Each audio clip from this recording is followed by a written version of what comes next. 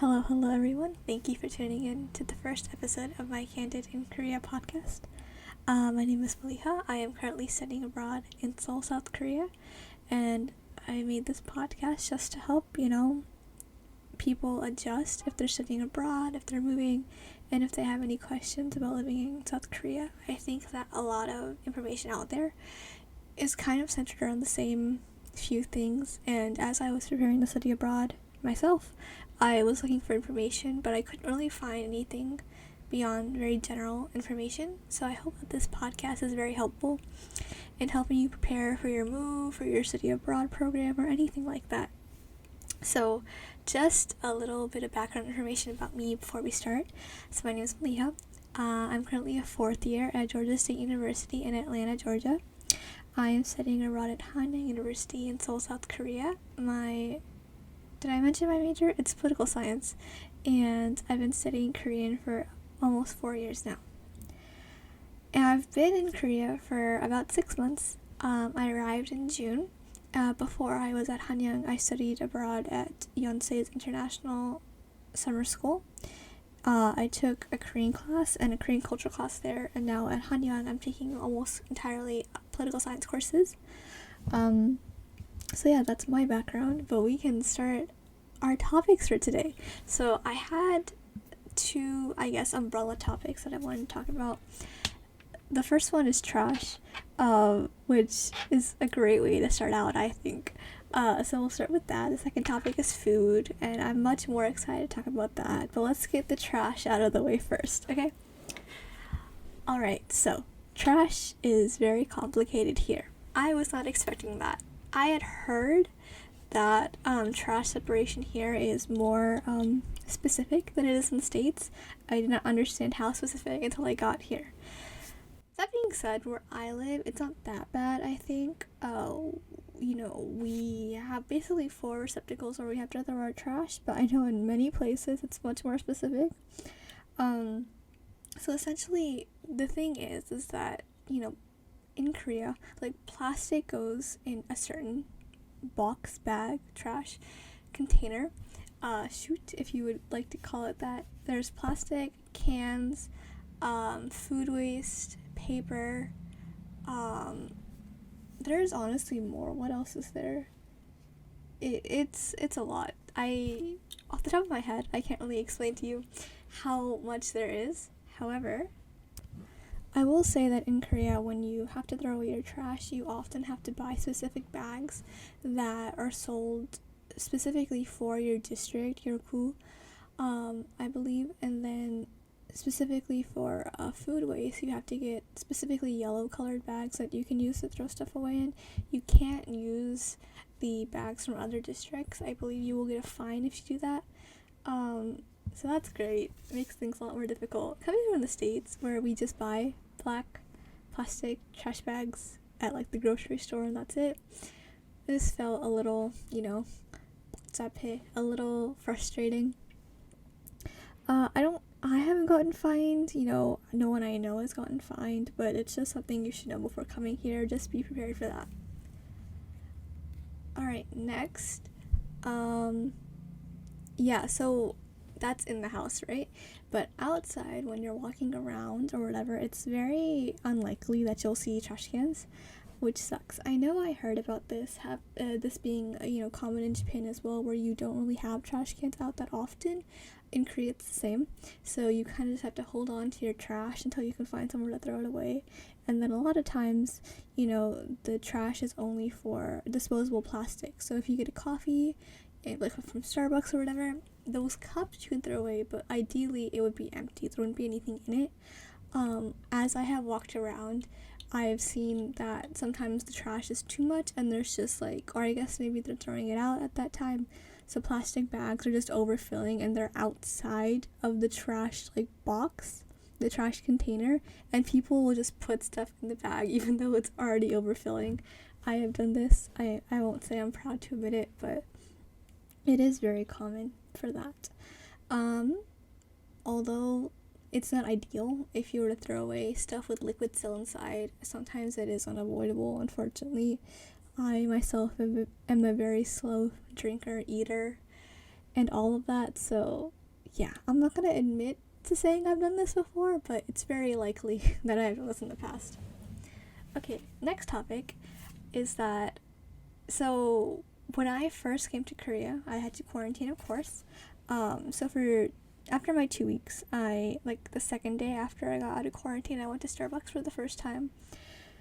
So just to preface everything that I say in this podcast, I was not the most social person in the States, and that was because I hate driving and I'm afraid of driving. So even though I had my license and I had access to a car, I almost never went outside because I was afraid to have to drive to get there. So before coming to Korea, I didn't really have that many experiences with, honestly, going to coffee shops, going to Starbucks, or any of these things that I do so often here. So, but to be fair, what I have experienced in the States, as far as going to Starbucks specifically, is when you get your drink, whether it's a cold drink, it's usually in a plastic cup, right? And then if you get a hot drink, it's usually in one of those paper cups. Here in Korea, if you go to a Starbucks and you order a drink to drink there, they'll give it to you in I guess a tumbler style cup, like a sturdy plastic cup that you drink there. There's no lid, and you just drink it there. And then also in Korea, in Starbucks, they, I think, exclusively have paper straws, which are really annoying. I appreciate the environmental aspect of them. However, if you don't drink fast, and I don't, as I've said before, they turn mushy really, really quickly. And then once they're mushy, I mean, that would be fine if they just get mushy, but once they're mushy, you can't even use them to drink your drink. So that sucks. So in Korea, they don't usually give them to you in plastic cups unless you're taking it to go. So if you're drinking there, they're in cups that like the ones you would have at home, the kind of cups you drink out of at home. So there's that. So I was very surprised when I saw that. It's really funny. I came to this completely new country, right? And the first thing that shocked me, well, not the first thing, but one of the first things that shocked me was just Starbucks. Wow, I get a whole cup, a nice cup that I can drink out of here. So cool. But still in the same realm, after you're done drinking your coffee, specifically at Starbucks, but I know other coffee shops do this as well, you have to throw everything into a certain receptacle. Like I mentioned before, Korea is very strict about waste and trash. So let's say you don't finish everything in your drink, right? You have to put that into a certain chute that says drink or food or umryo or whatever. You have to put that there, and then the cup will go in a certain place. Usually it's a little kind of like a cubby, that's where you put it, or a shelf where you throw away everything. So the cup goes there, and then sometimes there's a specific a separate chute just for trash. So that would be your straw or the paper your straw was wrapped in. So there's all of that. So that is just preparing you for that. I was very confused because in the States we just throw stuff away. We do not care that much about how, I guess, it's separated, right? For me at least, I don't throw away. I think we have recyclables, and then everything else pretty much. We try not to throw away food that often because that's wasteful. But at least in coffee shops, you just if you finish your coffee there, you just throw it away. You don't have to separate it or anything. So while I do appreciate this is obviously more, I believe it's more environmentally friendly, it is a little frustrating at times. This is also true for in restaurants, and I think it's more specific in restaurants. I went to a Shake Shack in I think it was Gangnam, and when you throw away your food, there was 8 different receptacles, one for food, one for trash, one for drinks, one for, I don't even know, I can't remember, but there was a lot, and I was very stressed. So I usually when I go to a restaurant, I make my Korean friend do it. If I'm with a Korean friend, I'll make them do it because it's it just frazzles me a lot. So I think that's all I have to say about trash. Very riveting, isn't it? So we can move on to food, which, my favorite topic. I believe that as I continue doing this podcast, food will just be a constant topic of discussion because there's always more to say, you know? Okay, so the first thing I've written down for food is pizza. And I actually had pizza like 3 days ago, and I haven't had pizza in a while. So in the States specifically, right? Because I think the big chains, what are they? They're like Domino's, Pizza Hut, Papa John's, and then Little Caesars. I will say Little Caesars is a big chain because they're reliable and they're cheap. Like, you know? So I think they have Papa John's here, Pizza Hut, and Domino's here. And then they also have like Korean brands here as well. However, and I know this is some of you have probably heard this before. Pizza here is so expensive, and pizza here is so small. Oh my god, it's like the most annoying thing, I think, because I'm very used to, you know, when you don't have that much money, just go to like Papa John's, go to Little Caesars, get a $5 pizza or whatever. I think it's $5. Or like, you know, pizza isn't that expensive, especially there's always deals going on, right? But pizza here is so expensive. Like, if you just go on any like delivery app, or if you just look it up, a pizza's probably around like $20 for like a 13-inch pizza, or even a 10-inch pizza sometimes.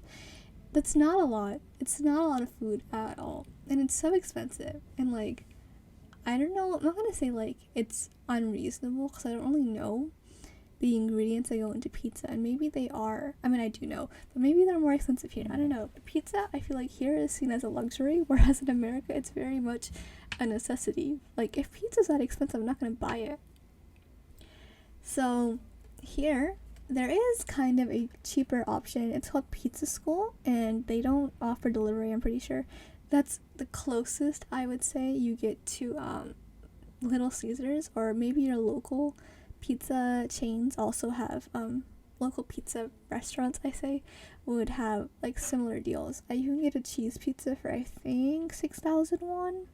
And then another thing is that the toppings here, okay, I'm not gonna say they're crazy, but like, because that's offensive, right? But they're much more diverse than I'm used to seeing, especially in the States. I feel like in the States it's like pepperoni. I don't eat pepperoni, cheese, like vegetables, so like green peppers, mushrooms, olives, and then like meat lovers. And I think that's it. Or in Hawaiian, that's it.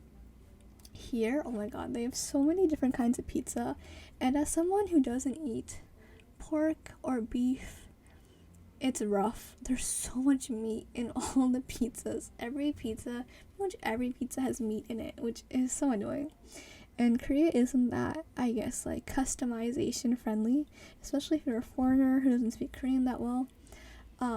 It's kind of rough. One thing I do like though is kokoma pizza, sweet potato pizza. Love that. That's amazing. It's great. I think potato pizza is really good, and then also just corn pizza. I think it's xoxo pizza. It's really good too. I think you don't think corn goes well with pizza, but honestly it does. I highly recommend it. I have been to like 1 or 2 Korean pizza restaurants in the States, and those were nice because it's in America, they're more customization friendly. So I went with a friend and we ordered a pizza, and she was Korean, so as she was ordering it, she basically like took off half the toppings because I couldn't eat most of it, and they were like, yeah, we can do that. Here that would be really annoying for the workers, and I get that. So there's pizza. It's really small, really expensive. Toppings are more varied. And also pizza's sweet sometimes, which I'm sorry, I hate that so much. Will I be able to swear on this podcast? We'll find out.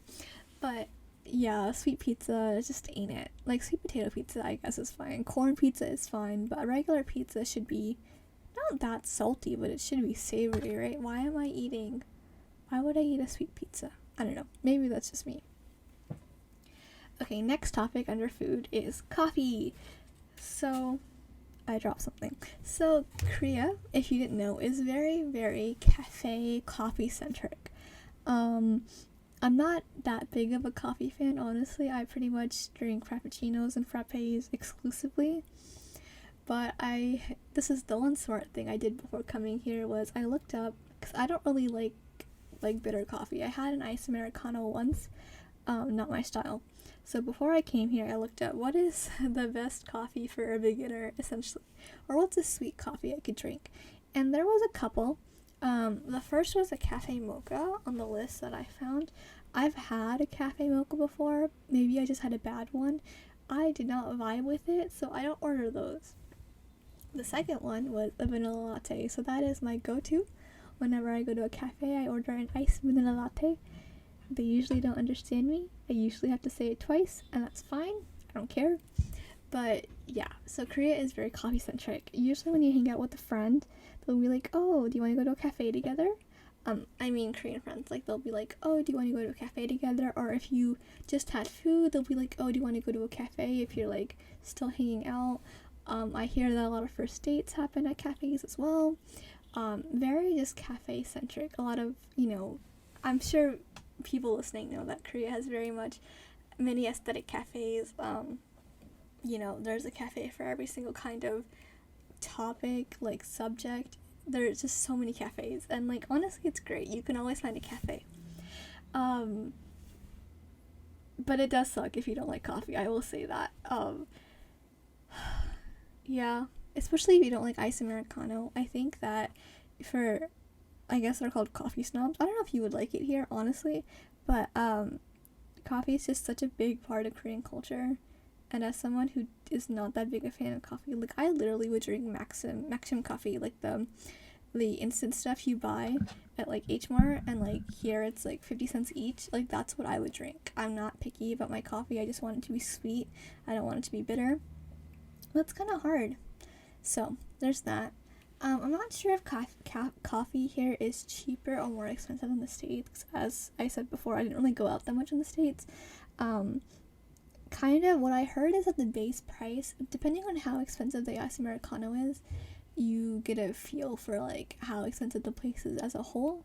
I kind of don't like spending that much on coffee. I mean, of course, we all would like to save money. Iced Americanos, vanilla lattes, the most I've ever spent is probably like $7 or $8 on one cup, which, oh my god, that is so ridiculous, like honestly. But for me at least that's a lot. But I always get like the smallest, like I get like tall frappuccinos when I go out because I know I can't drink more than that. But iced Americanos, you can honestly, if you really search hard, you could find one for $1.50. I don't know if it'd be good, but you would find one. But to be honest, I've been to a lot of cafes, the best coffee, the best iced vanilla latte I've ever had in my entire time in Korea was at the freaking Yonsei campus cafeteria, in like their cafe. Like maybe I was having a rough day and the coffee just hit different, or maybe I think it was just amazing coffee, but that was the best iced vanilla latte I've ever had, and I think I've only had it there twice. I haven't gone back. I should. But really go all that way for just a vanilla latte? I don't know, we'll see. What else is there? Okay, so another thing that you should know, because I didn't know this, is that there's aid in Korea. So like lemonade, pomegranate, grapefruit, pomegranate, I don't think that's real. Like strawberry aid, grapefruit aid, orange aid. These are all things in Korea. So I know what maybe not all of us, but most of us, when we hear aid, we think lemonade, I think. Okay, I'm just gonna assume we think the same, okay? So I think lemonade. Lemonade as in like Chick-fil-A lemonade, or like Auntie Anne's lemonade. Like that's the kind of lemonade I think of, right? Like it's not, or like Minute Maid. It's not like I think it technically is carbonated, but it's not carbonated like Coke or Sprite is, right? So aid here is sparkling water plus syrup and then maybe some other like juice or whatever, right? That's what aid is here. I did not know that. So when I saw like aid on the menu, I was like, oh, like it'll just be like Auntie Anne's. It's not. Also, a lot of times when you get aid, remember to shake the cup. In general, I get frappuccinos. You don't need to shake those. But when you get coffee, like iced vanilla latte or aid, you need to not shake it, but you have to like stir it, mix it when you drink it. And I didn't know that. So when I first ordered an aid, I ordered a passion fruit aid because I love passion fruit. And then I just didn't stir it or anything. And maybe they told me to stir it, I don't remember. But I remember just getting like a sip full of sparkling water and like coughing because I hate sparkling water because it tastes like so bitter and like I think there's like a Tumblr post that it's like, oh, sparkling water just tastes like angry water, and it does. It doesn't taste good at all. So, but I had paid like $7 for this aid, so I was gonna drink all of it, and then I was drinking it, and I still hadn't mixed it yet, and I was just getting like sips of angry water, and I was not having a fun time at all. And then literally as I had to leave, I had to go get home, and I really had to pee too, and then I finally realized that, oh, I'm supposed to stir this. So then I stirred it and it finally tasted good, but then I had to leave and I was too scared to ask where the bathroom was, so I didn't even get to drink all of it. So yeah, aid in Korea is different from aid back home. In addition to coffee, a lot of places do offer aid. If you like sparkling water, that's great. You can get aid. Most places do have aid. They do have lemonade as well, but I feel like I've never heard of like not pomegranate, like grapefruit aid or strawberry aid. I feel like I've never heard of that in the States. Maybe I just don't go out that much. I don't know. So this is my biggest complaint about Korea, honestly. Like, there's bigger issues, but this is what I complain about the most. Bubble tea is not popular here. That is like one of the most disappointing things I've ever heard in my entire life.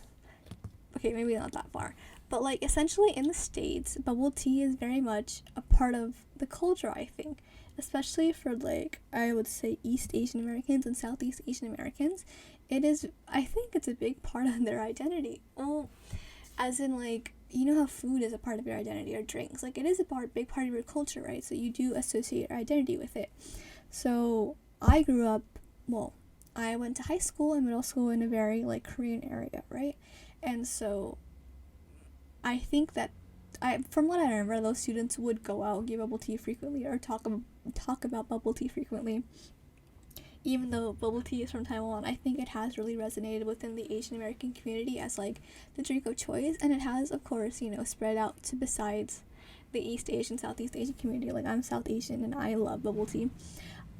But I do think, considering how much of a grip it has on Asian Americans and their identity, I was expecting it to be more popular in South Korea.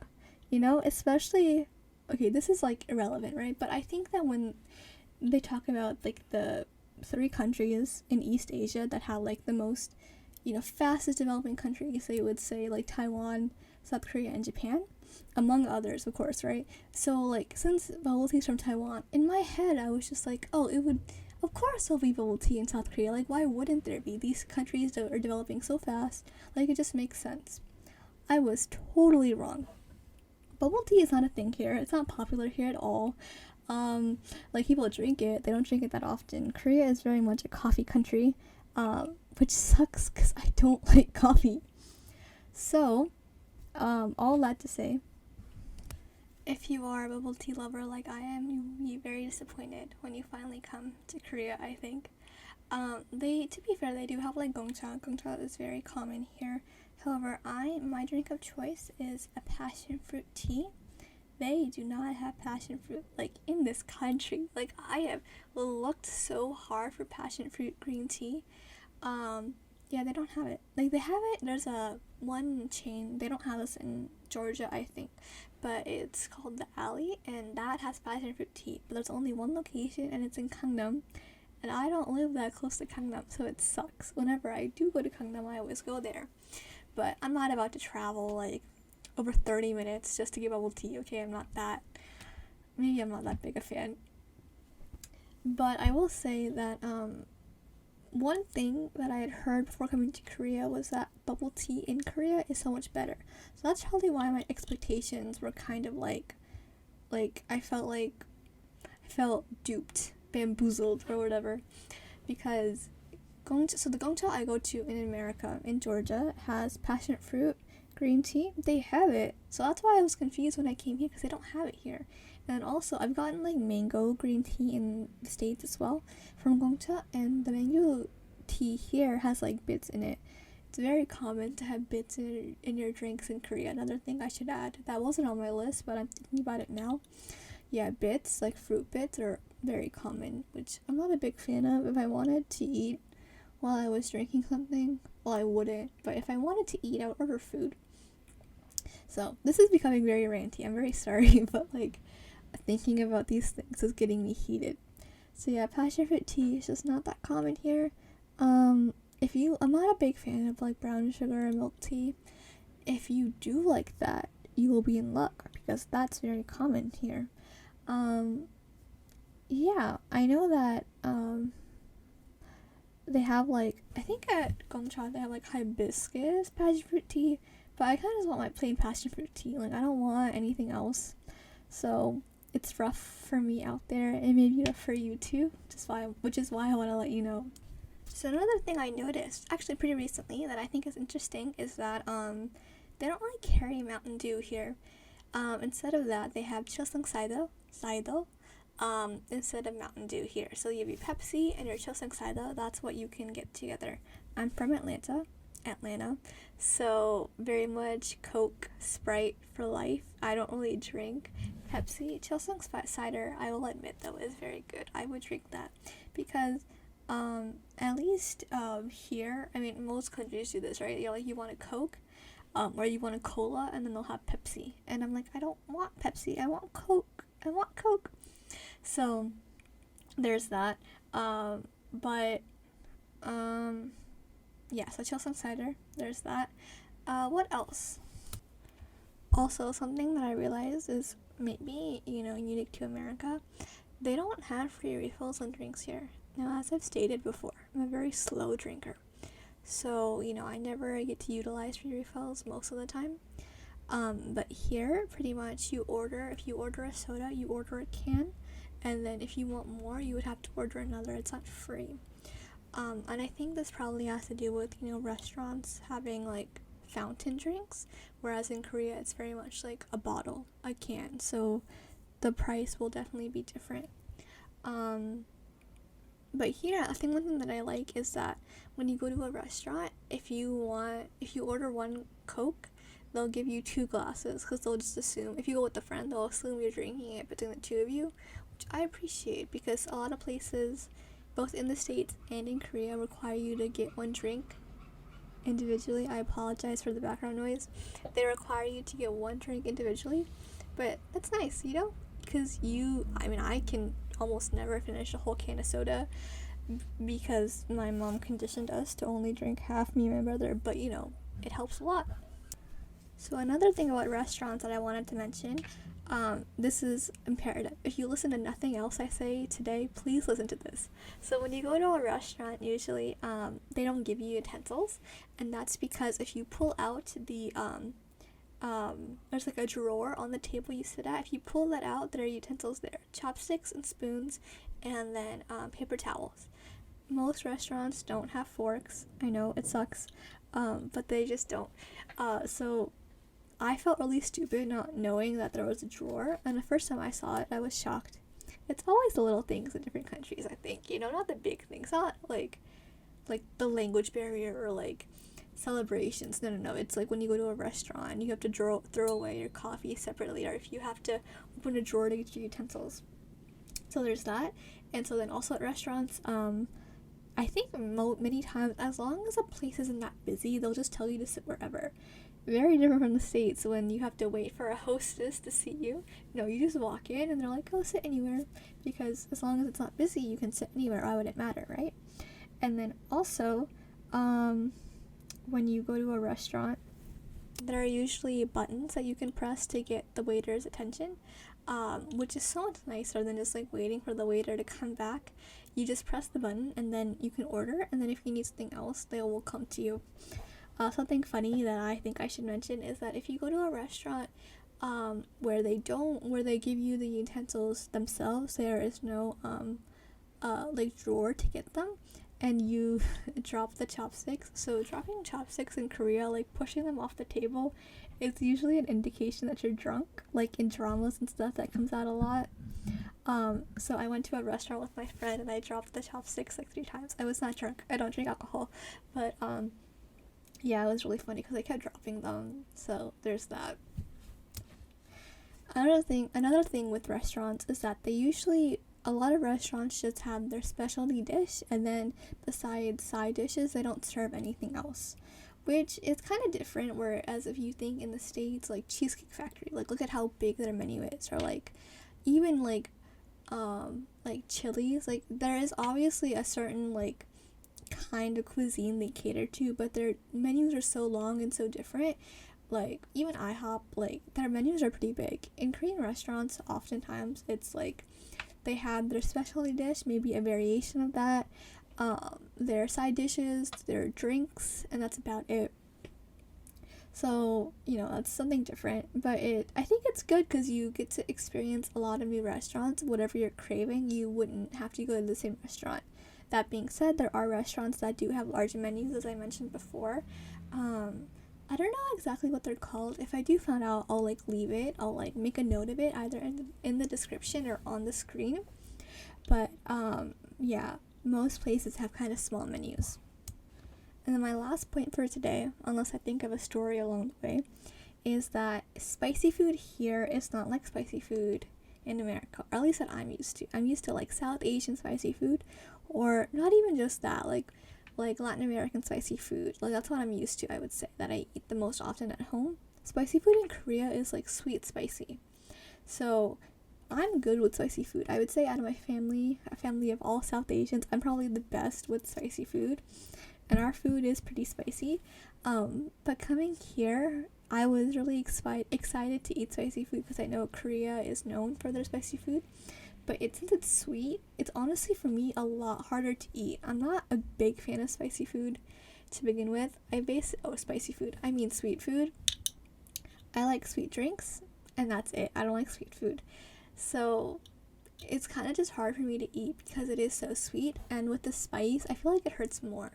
Maybe that's wrong, but yeah, so sweet food here, as opposed to being salty and spicy, it's more sweet and spicy, and if you're a fan of that, that's great. You're gonna love it here.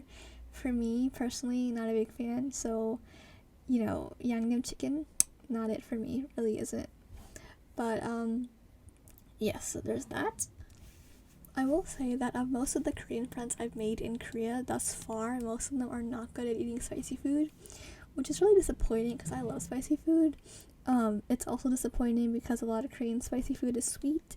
I, can't eat it that well. I don't really vibe with it, so I often end up turning to Chinese food, which, as someone who can't eat pork or beef, kind of sucks, so they don't have a lot of options, but maleeha is great. I literally ordered maleeha yesterday, and then yakgoti, lamb skewers, also great, love that. So yeah, I think that when it comes to eating food in Korea, these are my basic tips. In my next episode, I will probably touch on this more with more topics or more tips, I would say. But in general, I think with anytime you move to a new country, it does take time to get adjusted to the different flavors, the different dishes, what's normal in that country that might not be normal in your country. So I hope you enjoyed this episode of Candid in Korea, the first episode. Woohoo! I hope my tips were helpful. Don't forget to like, comment, and subscribe. Wow, I'm a real YouTuber now. And yeah, let me know if there's any topics you want me to talk about next time. I will be doing some research to see, what culture shocks I've had, anything that I was confused about when I first got here or that my friends were confused about. And yeah, thank you so much for watching, and I'll see you next time. Bye!